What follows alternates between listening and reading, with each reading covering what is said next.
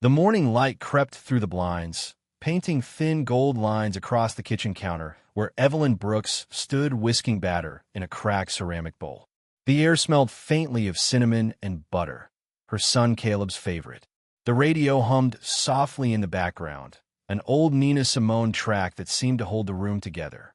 Outside, the world was just waking up, sprinklers ticking across lawns, dogs barking, a mail truck humming past.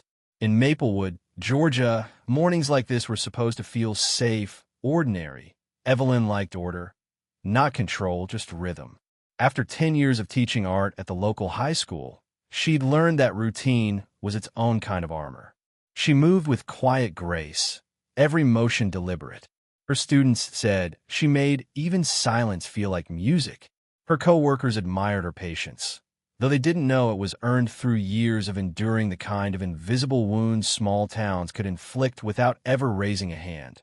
Caleb, 15, shuffled and wearing an oversized hoodie, sketchbook tucked under his arm.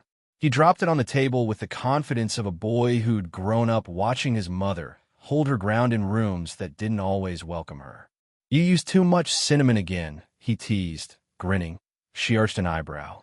"Boy, there's no such thing," he laughed, and for a moment, the house felt weightless. That was what she lived for, those small bursts of light that cut through the heaviness the world sometimes laid on them. She poured the pancake mix onto the griddle, watching the batter sizzle, and thought about her lesson plan for the day, an introduction to art as activism. Her students were about to learn how colors could protest, how brushstrokes could speak where words failed at tea school. The halls buzzed with adolescent noise, sneakers squeaking, lockers slamming, laughter ricocheting down corridors. Evelyn walked with a calm that made people lower their voices as she passed. She greeted Eve. She exhaled, her jaw tightening just slightly. Suspicious. That word always traveled in one direction. She turned off the phone, dried her hands, and looked out the window. Across the street, George's porch light flicked on. He stood there, motionless, staring across the darkening street. At her, the hum of crickets grew louder. The night felt different. Evelyn didn't look away. She met his gaze until he turned, disappearing into the glow of his house. Only then did she exhale and whisper to herself, "Not tonight, Lord. Not tonight." She locked the door, checked on Caleb, and settled into bed, unaware that by the end of the week, the quiet safety of their world would shatter, and every unspoken word between her and her neighbor would find its voice to BY Wednesday. The air in Maplewood carried that strange tension that comes before a storm, heavy, expectant, and silent. The kind of silence that holds its breath. Evelyn noticed it first in the smallest ways. The way Mrs. Larkin from 2 houses down stopped chatting mid-sentence when she approached, or how the mail carrier, usually so cheerful, avoided eye contact. She brushed it off. In towns like this, whispers moved faster than truth, and she had a full day of teaching ahead. Like the tea school, the walls themselves seemed to listen differently. The art room smelled of turpentine and acrylic, her sanctuary. She was midway through a lesson about Jacob Lawrence and the Harlem Renaissance when she saw the text flash across her phone screen. Neighborhood alert. Suspicious person seen near Oakview Street. Police notified. Her fingers froze mid-sentence. She didn't even need to read the comments to know where it was heading. During lunch, she stepped into the courtyard for air. A few teachers were gathered under the awning, laughing in that guarded way people do when they're not sure who's listening. She caught fragments of their conversation. Her was near her house. "You never really know people, do you?" She turned. Comments. Words like "keep your eyes open" and "we need to protect our community." No one mentioned her name, but they didn't need to that night. She lay awake listening to the sounds outside. Crickets, wind, the faint hum of a generator. Every small noise seemed amplified. Around midnight, motion lights flicked on in her backyard. She pulled back the curtain just enough to see George standing by the fence line, flashlight in hand, pretending to check his trash bins. His gaze drifted toward her window before he disappeared again. Her pulse quickened, but her face remained still. She reached for her notebook, the one she used to plan lessons, and instead began writing down everything, dates, times, details. old instincts returning. The discipline of someone who once gathered evidence for survival, not just teaching. She wrote until the pen slipped from her fingers and the first blue light of dawn slipped through the blinds. Caleb stirred in his room. Somewhere outside, a bird began to sing. But even the morning didn't feel clean anymore. Maplewood, with its white fences and manicured lawns, was changing shape, revealing what it had always been beneath the paint, and Evelyn Brooks, quiet, composed, deliberate, could feel the air shifting. The storm hadn't broken yet, but it was coming. The morning it happened, the air felt heavy, swollen with humidity, and something else, something sharper, unseen. Evelyn woke to the sound of her phone buzzing relentlessly on a nightstand. Messages stacked on the screen from coworkers, parents, and one from her principal. Call me as soon as possible. She sat up, pulse quickening. Caleb was already up, sketching at the kitchen table, his headphones in. The morning light pooled around him, soft and gold. Too calm, too ordinary for what was about to come. By the time she pulled into the school parking lot, she could feel the stares. Conversations hushed as she passed. A teacher she'd mentored turned abruptly and ducked into her class. It was Caleb. His voice cracked through the line. "Mom, the cops are here." Her chair scraped across the floor as she stood. "What?" "They're outside. Mr. Harlan called them. He said I stole something." His voice was shaking. "They told me to sit down on the porch and not move." Evelyn was out the door before she realized she'd left her keys behind. The 20-minute drive felt like an hour. When she turned onto Oakview Street, she saw it immediately. 2 patrol cars, lights flashing, red and blue spilling across her driveway. Caleb sat on the porch steps, backpack beside him, hands visible on his knees like someone had taught him long ago what not to do. Her vision narrowed. Every sound grew distant except the low murmur of radios and the weight of her own heartbeat. She parked crookedly, leaving the door ajar, and walked forward, slow and steady. "Ma'am," an officer said, stepping forward. "Please stay back." She kept her tone level. "That's my son. I will not stay back." George stood nearby, arms folded, chin lifted in that smug tilt that said he believed this was justice. "I saw him last night," he said, "walking near my garage. My nephew's bike went missing too. Same color. I'm just trying to protect the neighborhood." The officer looked between them. "Do you have any proof, sir?" George shrugged. "Proof? I know what I saw." Caleb spoke softly, voice trembling but clear. "I didn't take anything. I was walking home from Mr. Whitaker's. You can ask him." Evelyn's gaze didn't leave George's face. "You call the police on a child walking home." "My child?" He bristled. "Maybe if he didn't dress like that." "Like what?" She cut in, her voice suddenly sharp. "Like your assumptions?" For a moment, the street went silent. Every neighbor, every curtain-drawn window, listening. The officer cleared his throat. "Ma'am, please. Let's all stay calm." Evelyn turned to her son. "Caleb, stand up slowly." He did. She looked at the officer. "Check under his seat. His name's engraved on that bike. He's had it since he was 12. The officer hesitated, then crouched, running his fingers under the seat until he found it. Faint but unmistakable. Caleb Brooks. The younger cop shifted uncomfortably. "It's his, sir." George blinked, his confidence faltering. "Well, maybe there's another." "There's not," Evelyn said, her voice soft but cutting through the air like glass. "You saw a black boy near your yard and called the police. That's all this ever was." The officers exchanged glances. The older one nodded, muttering something about misunderstanding before motioning for them to leave. The patrol cars pulled away slowly, leaving behind the echo of their tires on the asphalt and a street heavy with shame. George turned, muttering, "You people always make everything about race." Evelyn stepped closer, close enough for him to hear her whisper. "It's not about race until someone like you makes it about suspicion." He looked away first. When the last car disappeared, Caleb turned to her. His voice was barely a whisper. "They had their hands on their belts, Mom." "I thought—" He couldn't finish. Evelyn wrapped her arms around him, holding him so tightly he could feel her heartbeat through her chest. "You did everything right," she whispered. "You did everything right." Later that night, she sat at the kitchen table, the house dim except for the small lamp by the window. The neighborhood app buzzed again, more comments, more whispers disguised as concern. She didn't open it this time. Instead, she reached for the old wooden box in the hall closet, the one she hadn't touched in years. Inside lay a stack of medals, worn photographs, and a folded letter with a Department of Defense seal. Her reflection caught in the brass surface of a service medal. For years, she'd buried that part of herself. The soldier, the strategist, the woman who once stood between chaos and truth.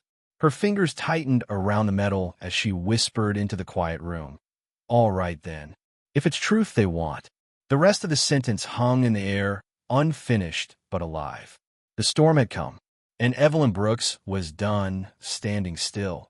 The next morning, Maplewood woke up pretending nothing had happened. Neighbors trimmed their hedges, children played in sprinklers, and the mail truck rolled down Oakview Street, as if the night before had been just another misunderstanding, the kind everyone preferred to forget. But Evelyn Brooks didn't forget. She sat at the kitchen table, a steaming mug untouched beside her, the morning light spilling over the open wooden box she hadn't looked through in years. Inside were fragments of her other life, one most of this town would never believe she'd lived.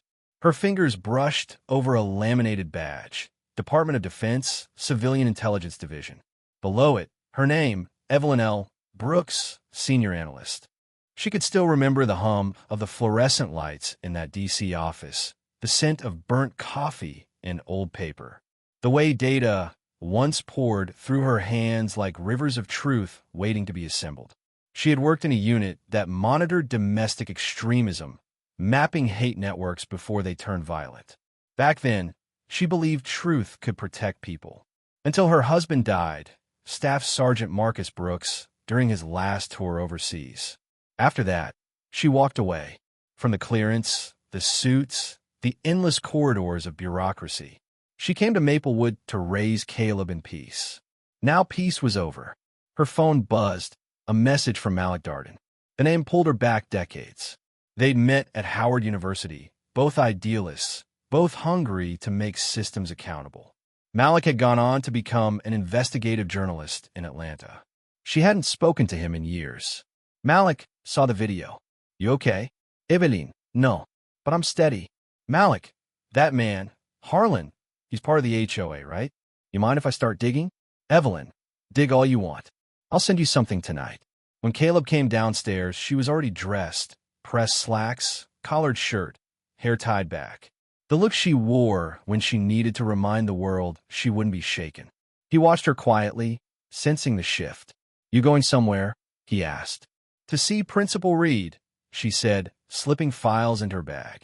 "Apparently, some parents are concerned about my conduct." Caleb frowned. "You didn't do anything." She gave a soft, tired smile. That's never stopped them before. At the school, the air felt different, tighter. Reed, a balding man in his 50s who always called her Evie no matter how many times she corrected him, waited behind his desk. "Evelyn," he began, fingers steepled. "You know I've always supported you. But this situation, the police, the neighborhood, it's complicated." She leaned forward. "It's not complicated. It's racial profiling. And now it's slander." He sighed. "I just need to protect the school's reputation. And I need to protect my son's name."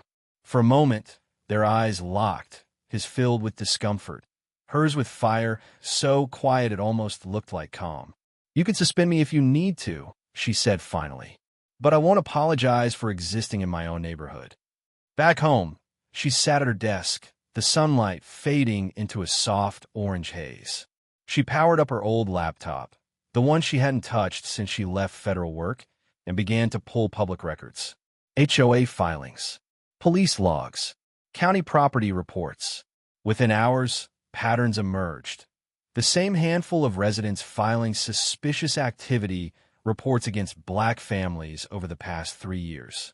Same phrasing, same wording.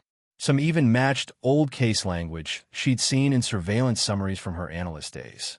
Her pulse quickened. She cross-referenced officer badge numbers and found a name she recognized. Officer Trent Kavanaugh. He'd been reprimanded in another county for excessive stops on minority drivers before transferring here.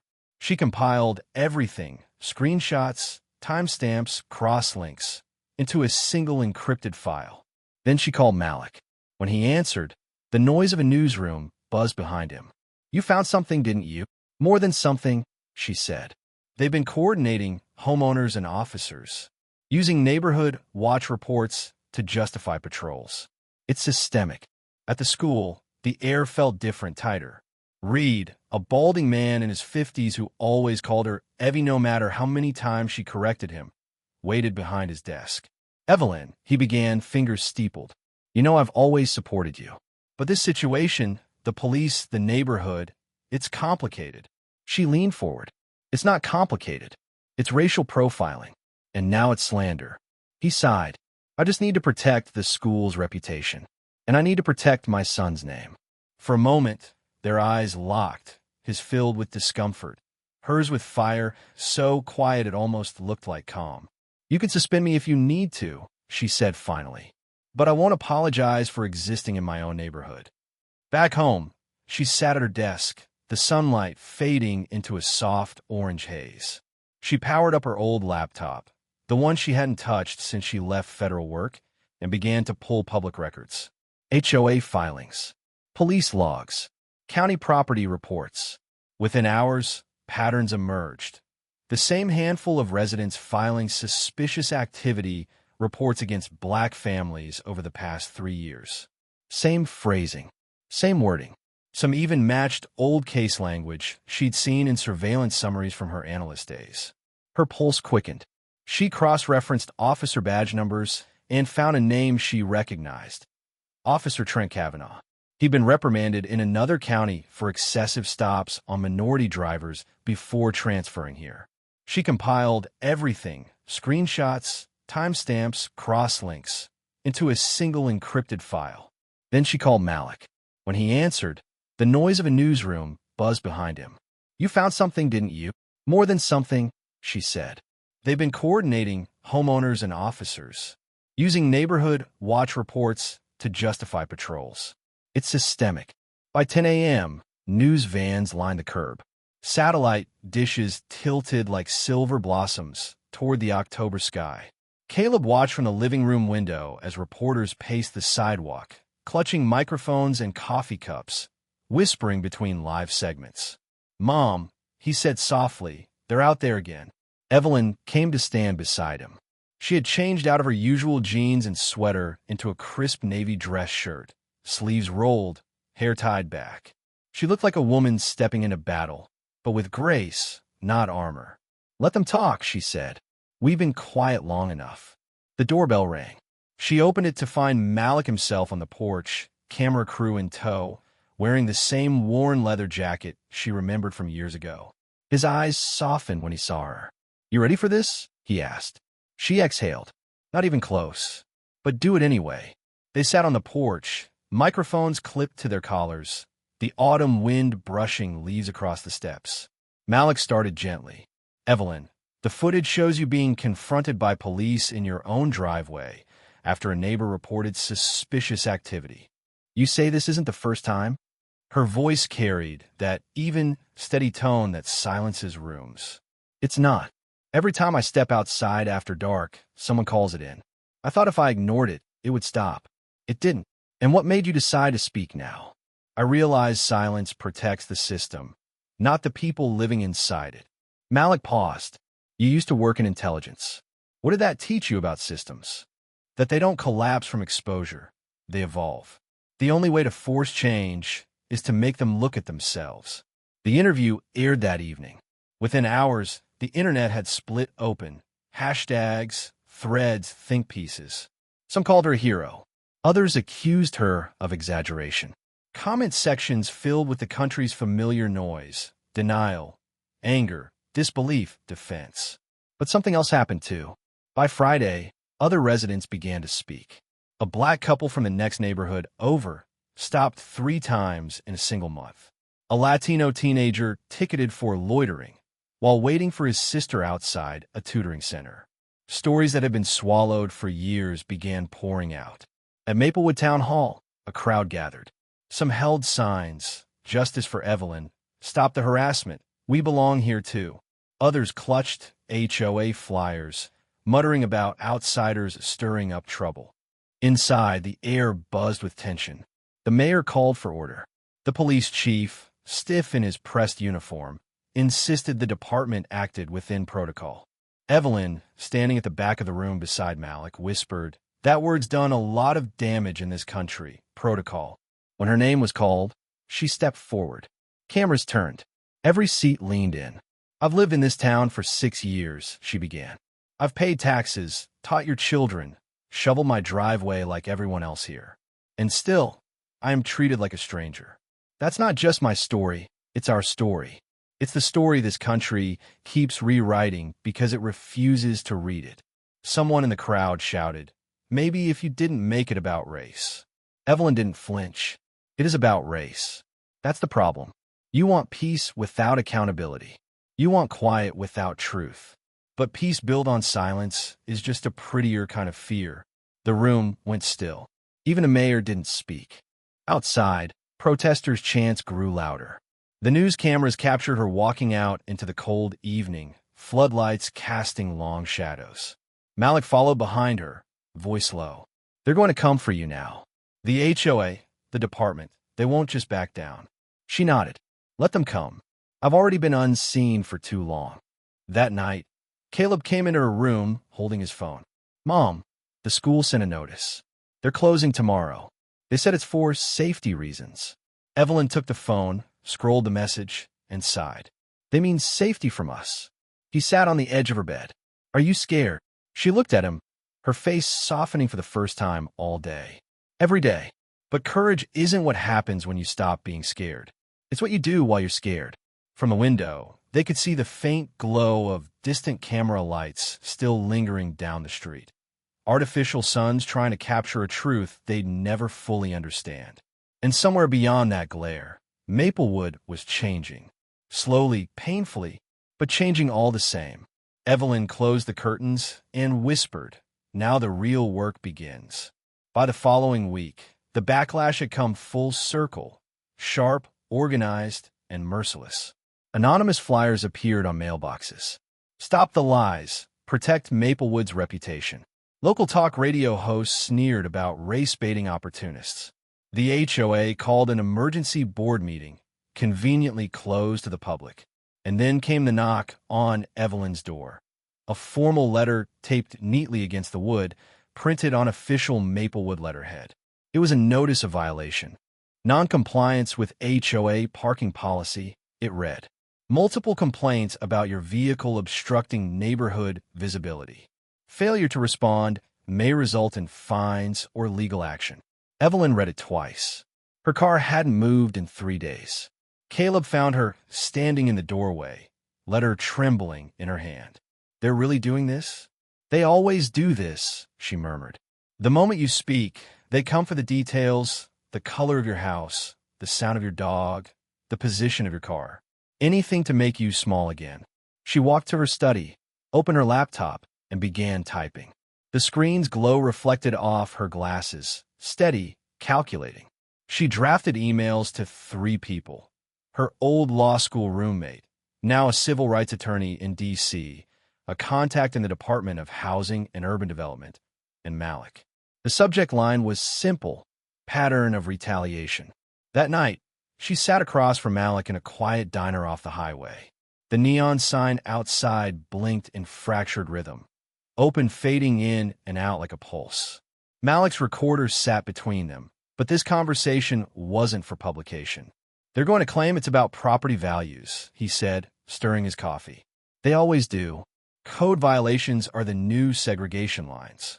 Evelyn nodded. "Then we draw new lines, too, in daylight." Malik leaned in. "You really think you can take them on legally?" "I don't need to take them down," she said. "I just need to make them explain themselves on record." A small smile crept across his face. "You haven't changed." "No," she said, her voice quiet but resolute. "I've just stopped apologizing for being right." 2 days later, she filed a formal complaint with HUD alleging racial discrimination and retaliatory harassment by the Maplewood HOA. Her attorney, Tamara Willis, filed the paperwork in person and copied the local press on every document. Within 48 hours, a cease and desist order was sent to the HOA board pending investigation. That night, Evelyn stood at her front window again, watching two police cruisers crawl past her house, headlights off. Their presence wasn't subtle anymore.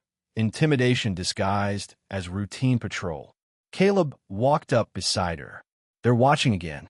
"Let them," she said softly. "They'll have to learn what it feels like to be seen." Meanwhile, Malik's next article hit harder than the first. Retaliation in Maplewood, the cost of speaking out. It quoted HUD's preliminary statement, confirming they were reviewing a potential civil rights violation.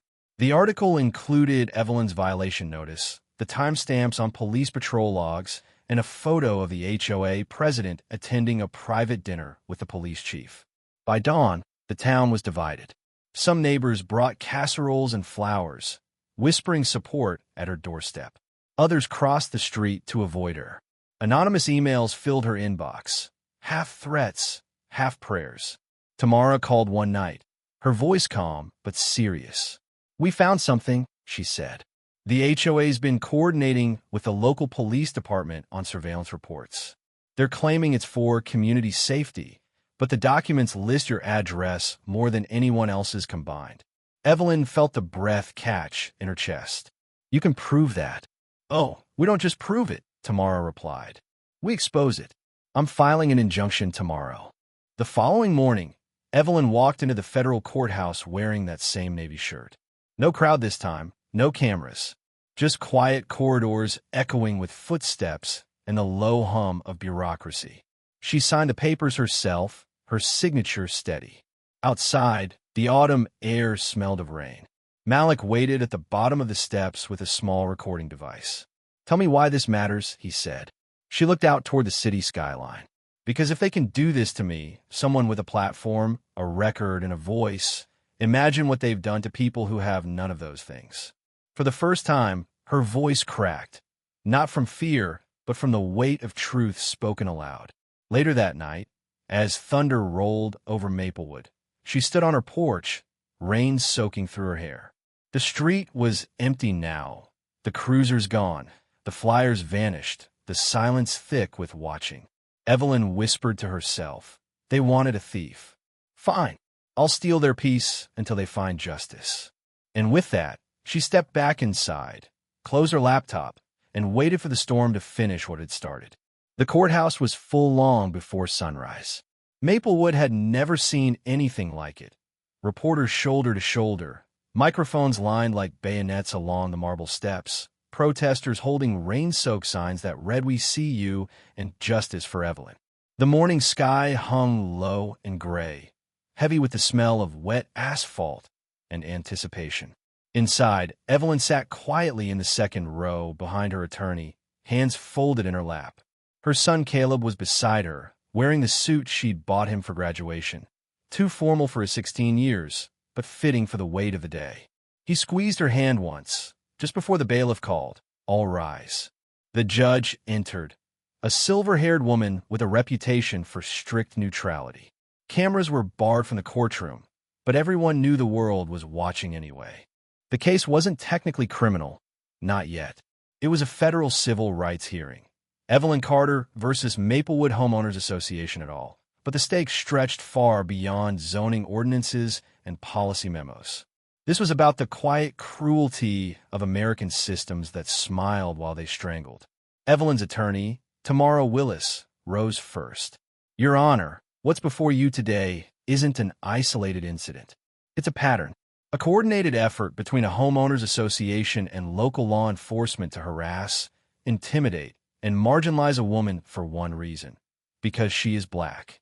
She gestured to the evidence board, emails, patrol logs, recorded calls. One of them, dated 6 months prior, showed an HOA board member writing to the police chief. "We need to keep an eye on that Carter woman. She has too much company at night." The room murmured.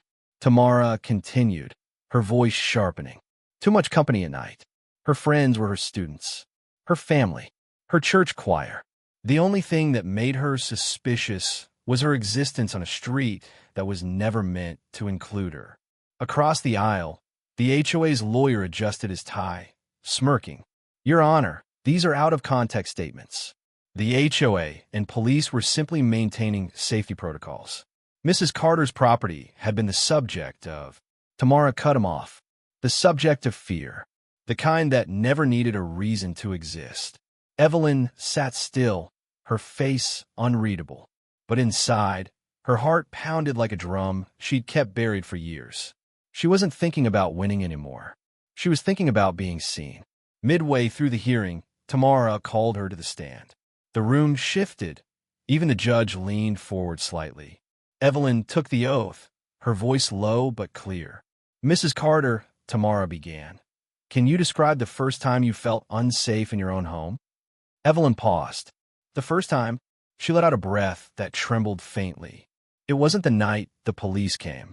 It was the night before when I saw my neighbor looking out his window as I parked my car. He pulled his curtain back, just enough for me to know he was watching. That's when I realized I wasn't a neighbor to him. I was a suspect who hadn't done anything yet.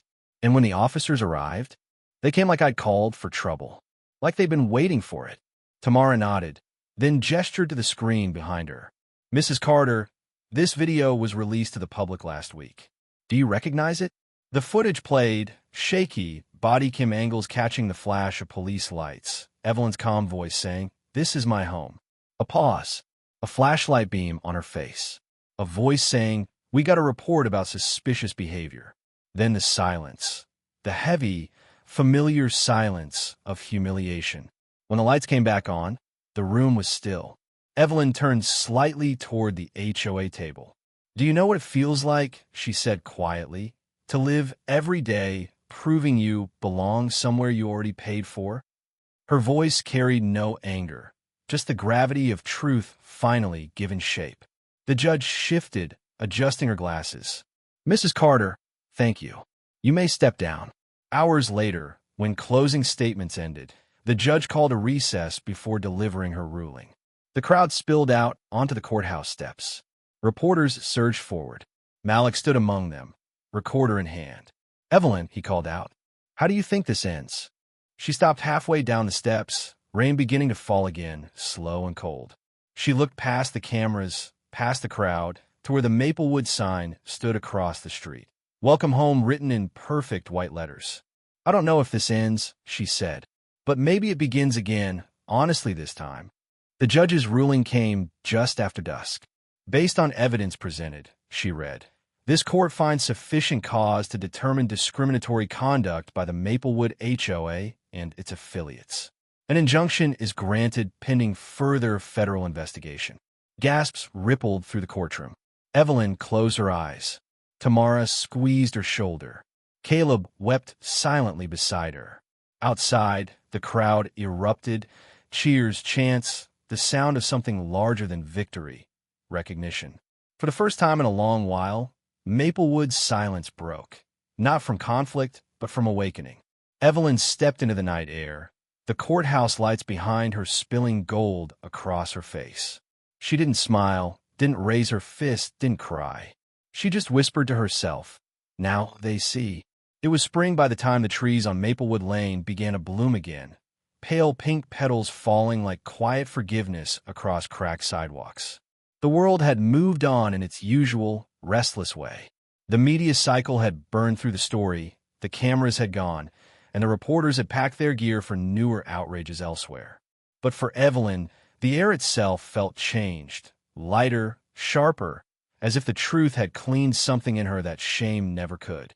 The HOA office now sat locked and silent, a foreclosure notice taped to the glass door.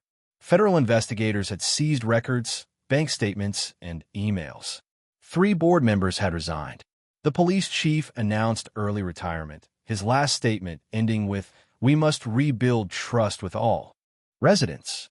Evelyn had watched that press conference from her living room, hands clasped together, feeling neither triumph nor relief, just an ache that something so small had required something so big to change. She still lived in the same house, the same pale blue shutters, the same small front garden Caleb used to mow every weekend. But the silence of her street sounded different now. Not hostile, but tentative. Sometimes she caught her neighbors' eyes as they drove past, and they'd nod, hesitant and human. One afternoon, as she sat on her porch grading essays from her online students, she heard footsteps on the walkway. It was the same neighbor who had once accused her, Mr. Collins, the man whose call had set everything in motion. He looked smaller now, the years heavy on him. He stood at the bottom step, clutching his hat in his hand. "I came to say," he paused, his voice rough with effort, "I was wrong." Evelyn looked at him for a long moment, not out of anger, but out of the quiet knowing that true apology is rare. She nodded once. "You were," she said simply. Then she added, softer, "But you came. That matters too." He swallowed, nodded back, and walked away. It was not forgiveness, not yet, but it was a beginning. Later that evening, Malik came by with his camera crew again. Not for an expose this time, but for a documentary segment about what he called quiet revolutions. He asked if she'd agree to speak again. Evelyn smiled faintly. "I don't think there's much left to say." "Then just tell me," Malik said, "what you learned from all of it." She thought for a moment, eyes tracing the golden edge of the horizon. "That justice isn't loud," she said. "It's patient. It waits for courage to arrive, even late." Malik turned off the camera. "You think Maplewood's different now?" She glanced at the empty street. "A little. But difference isn't the same as healing. Healing's work. It takes showing up every day." He smiled. "You'll keep showing up, won't you?" She looked toward the school where she used to teach, its red brick walls glowing under the setting sun. "Always." That night, she walked through the house slowly, touching the walls, the bookshelves, the framed photos of Caleb as a child. She stopped at the window that faced the street, the one where the police lights had once flashed blue and cruel across her face.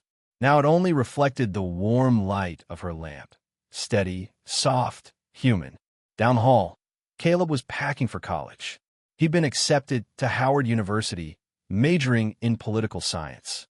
"I'm going to study law," he'd told her months ago. "Someone's got to keep this fight going." She had smiled then, and now she smiled again, proud, sad, full. Before bed, she stepped out onto the porch one last time. The air smelled of rain and lilac. In the distance, she could hear the faint laughter of children playing past curfew, something so ordinary it felt like a miracle. She closed her eyes. The wind moved through the trees like a whisper, not of accusation this time, but of remembrance. For the first time in a long while, Evelyn Carter felt at home. Not because the world had changed overnight, but because she had taught it quietly and relentlessly what change could look like. And as the porch light flickered out, the night held her in its quiet, rightful peace, the kind earned, not given.